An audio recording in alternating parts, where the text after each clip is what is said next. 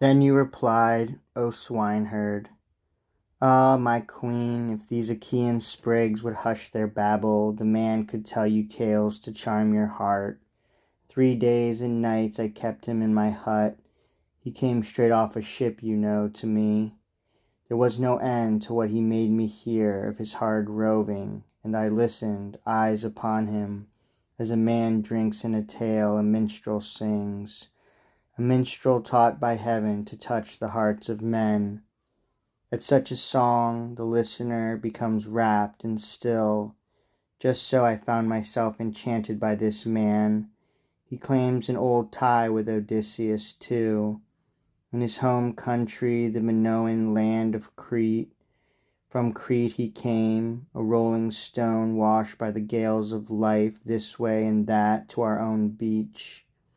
If he can be believed, he has news of Odysseus near at hand, alive, in the rich country of Thesprotia, bringing a mass of treasure home.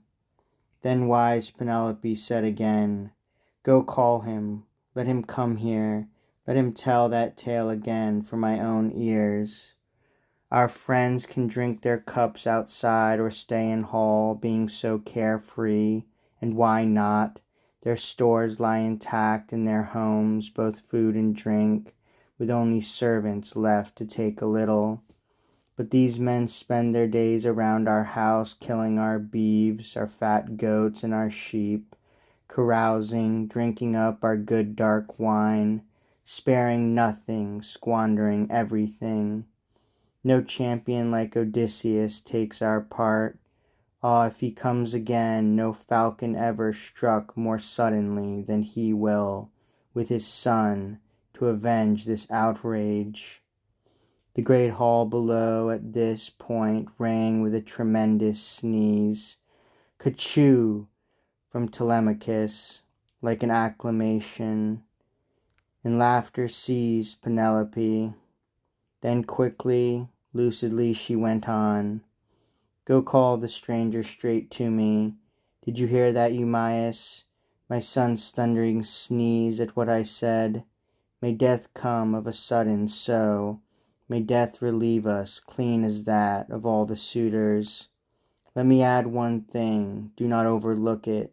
If I can see this man has told the truth, I promise him a warm new cloak and tunic. With all this in his head, the forester went down the hall and halted near the beggar, saying aloud, Good father, you are called by the wise mother of Telemachus, Penelope. The queen, despite her troubles, is moved by a desire to hear your tales about her lord, and if she finds them true, she'll see you clothed in what you need, a cloak and a fresh tunic. You may have your belly full each day you go about this realm begging, for all may give, and all they wish. Now said Odysseus, the old soldier, Friend, I wish this instant I could tell my facts to the wise daughter of Icarios, Penelope, and I have much to tell about her husband. We went through much together. But just now this hard crowd worries me. They are, you said, infamous to the very rim of heaven for violent acts. And here just now this fellow gave me a bruise. What had I done to him? But who would lift a hand for me? Telemachus? Anyone else? No, bid the queen be patient. Let her remain till sundown in her room, and then, if she will seat me near the fire, inquire tonight about her lord's return. My rags are sorry cover, you know that. I showed my sad condition first to you. The woodsman heard him out, and then returned. But the queen met him on her threshold, crying, Have you not brought him? Why? What is he thinking? Has he some fear of overstepping? Shy about these inner rooms? A hang-dog beggar? To this you answered, friend Eumaeus, No, he reasons as another might, and well, not to tempt any sword play from these drunkards. Be patient, wait, he says, till darkness falls. And oh, my queen, for you too that is better. Better to be alone with him and question him and hear him out. Penelope replied, "He is no fool, he sees how it could be. Never were mortal men like these for bullying and brainless arrogance." Thus she accepted what had been proposed, so he went back into the crowd.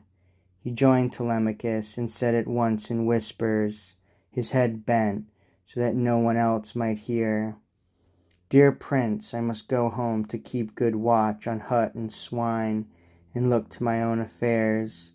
Everything here is in your hands. Consider your own safety before the rest. Take care not to get hurt.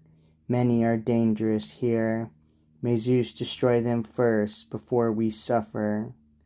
Telemachus said, "Your wish is mine, uncle.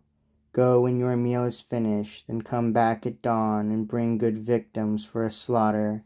Everything here is in my hands indeed, and in the disposition of the gods." Taking his seat on the smooth bench again, Eumaeus ate and drank his fill, then rose to climb the mountain trail back to his swine, leaving the Megaron and court behind him, crowded with banqueters. These had their joy of dance and song as day waned into evening.